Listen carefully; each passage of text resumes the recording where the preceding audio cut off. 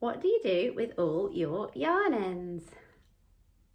Do you throw them and chuck them in the bin? No, not such a good idea. I like to keep them. There are so many things you can do with them. So one of my favourites is to use them for stuffing little cute little creatures like this.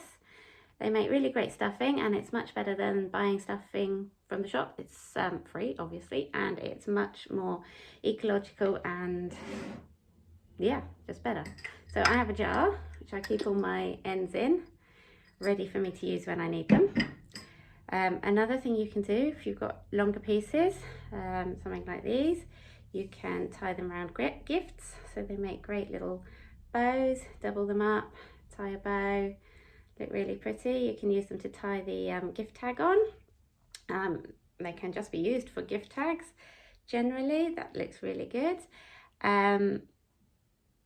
I've got loads in here, loads of little colours, long bits, short bits.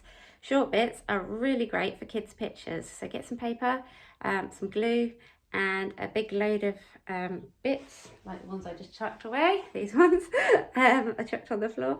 So they can stick them on pictures, make shapes with them. They have fun for hours.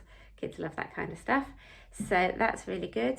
And the other thing you can do, if you've got lots of oddments and bits and bobs, you can tie them together and